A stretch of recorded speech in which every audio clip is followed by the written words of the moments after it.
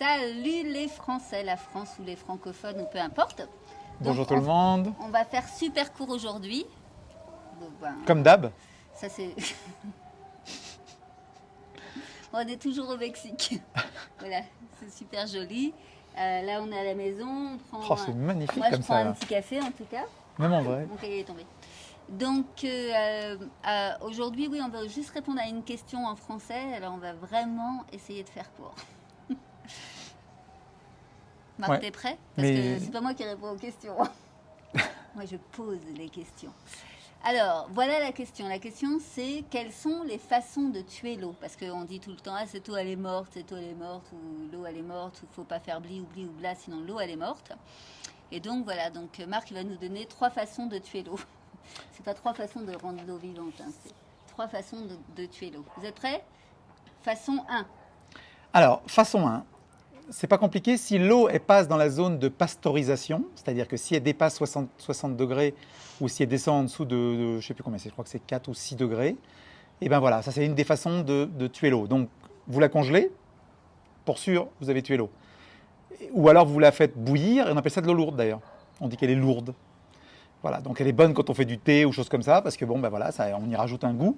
Mais par contre, si vous faites bouillir de l'eau, vous avez tué les bactéries, mais vous avez aussi tué l'eau. D'accord, donc ça c'était 2 façons? Ouais, on pourrait dire ça. Je suis bonne, je compte, hein, moi je sais compter en plus. Donc,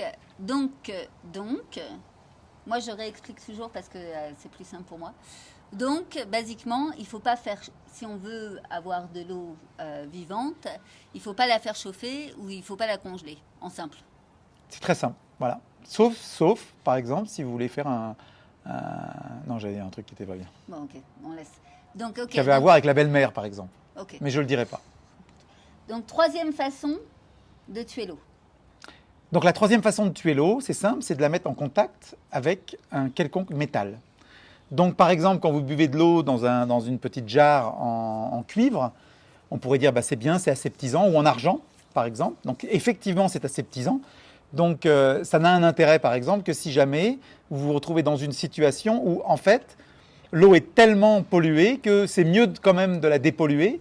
Quand je dis polluer avec des bactéries, avec des choses vivantes, c'est mieux de la dépolluer que de la voir vivante. Mais ceci dit, du moment où on met l'eau en contact avec des métaux, n'importe quel métaux, on tue l'eau. Et tu me permets de développer un petit peu quand même? Mais bien sûr. Petit côté technique. Voilà. C'est parti pour un morceau de métal, c'est toujours une antenne. C'est-à-dire que si par exemple, vous mettez un petit voltmètre entre ça et le sol, les ondes... Attends, tout le monde sait ce que c'est un voltmètre? Mais bien sûr, c'est quelque chose qui calcule le voltage, l'électricité qu'il y a dans quelque chose. Voilà. Donc si vous mettez un bout du voltmètre ici, un autre bout sur une prise de terre par exemple, vous allez trouver que ici des ondes... Moi, je suis paumée, la prise de terre... Mais non. Les gens, ils savent, en général. Donc, les ondes qui viennent jusque-là sont transformées en électricité, donc sont absorbées et transformées en électricité. Voilà. Donc, ou alors, à l'inverse, si par exemple, vous mettez du courant là, qui bouge, tu vois, je suis gentil, je ne mets pas de terme. Donc, si vous mettez du courant qui bouge, par exemple, là-dessus, qu'est-ce qui va se passer? Eh bien, ce courant qui bouge va partir sous forme d'onde pour aller attraper un autre morceau de métal quelque part. Donc, soit ce morceau de métal est une antenne émettrice, donc soit elle émet des ondes, soit elle les absorbe. Voilà. Et donc, quand on met ce bout de métal, par exemple, comme ça, inerte, dans un liquide, dans de l'eau, eh ben, on va enlever toute cette petite énergie fine qu'a l'eau et qu'on appelle ça de l'eau vivante. Bien sûr qu'elle n'est pas vivante, elle ne va pas se mettre à vous causer, elle n'a pas un but particulier. Mais on dit vivante parce qu'elle est très compatible avec la vie. Voilà. Donc, dans la mesure où on met un métal en contact avec, on enlève cette énergie. D'accord. Bon, moi, je n'ai pas trouvé ça hyper simple, mais bon, le concept pour ceux qui sont comme moi, c'est que si votre eau touche du métal, elle perd la vie. Alors maintenant, question, donc du coup, est-ce qu'il y a une seule eau en bouteille qui est vivante? En fait, on aimerait bien, on serait content, hein, mais malheureusement, je ne pense pas, à preuve du contraire, mais je ne pense pas qu'il y ait une quelconque eau qui soit distribuée d'une quelconque façon, qui ne soit pas à un moment donné, au minimum, en contact avec des métaux. Voilà, donc malheureusement, on a cette problématique où l'eau, elle peut être chimiquement parfaite, extraordinaire, mais malheureusement, sur le chemin, elle a rencontré une grande partie de métaux, et malheureusement, il n'en faut pas beaucoup pour virer toute cette énergie de l'eau. Et donc non, je ne pense pas qu'on ait de l'eau minérale qui ne soit pas à un moment donné en contact avec des métaux. Mais si quelqu'un connaît une eau qui n'a pas cette particularité d'avoir été mis en contact avec des métaux, eh bien les amis, mettez-moi au courant. Je crois savoir que l'eau de Lourdes, bon, elle n'est pas distribuée chez Leclerc ou Carrefour ou même dans les magasins bio, mais ceci dit, je crois savoir que l'eau de Lourdes, il y a une attention particulière pour que jusqu'à la distribution, elle ne soit pas en contact avec des métaux. Si quelqu'un sait par rapport à ça, je serais très intéressé d'avoir d'autres nouvelles. C'est quelqu'un qui me l'a dit. Et moi, je suis sympa, moi, je crois. Voilà. Très bien. Mais je ne suis pas sûr. Donc, à part quand on boit quand même l'eau à la source, comme nous, quand on va en Corse, par exemple, dans le village de Marc, ça s'appelle Letia. Et le tuyau, il n'est pas en métal, non? Ouais, tout à fait. Bon, il y a toujours des exceptions, mais en général, les sources en Corse finissent sur un petit bloc de granit, ce qui est en plus génial parce que le granit, ça augmente le niveau vibratoire, parce que c'est plein de cristaux, et les cristaux, quand ils reçoivent cette onde générale des astres et ainsi de suite, ça les aide à vibrer.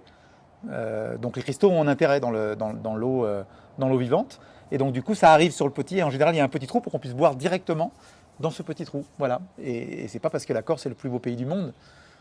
Mais dans ce cas-là, elle est vivante. Dans ce cas-là, elle est très compatible avec la vie, ouais. On peut dire ça. D'accord.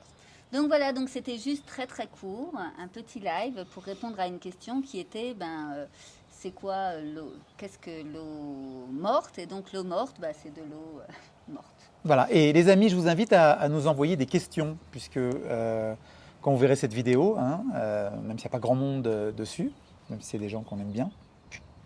Mais ceci dit, voilà, si vous avez des questions, des fois quand on connaît bien un sujet, il y a des questions évidentes auxquelles on ne pense pas à répondre ou même à aborder. Donc du coup, voilà, posez n'importe quelle question, dans n'importe quel genre qui a à voir avec l'eau, je serais content d'essayer d'y répondre dans la mesure de mon possible.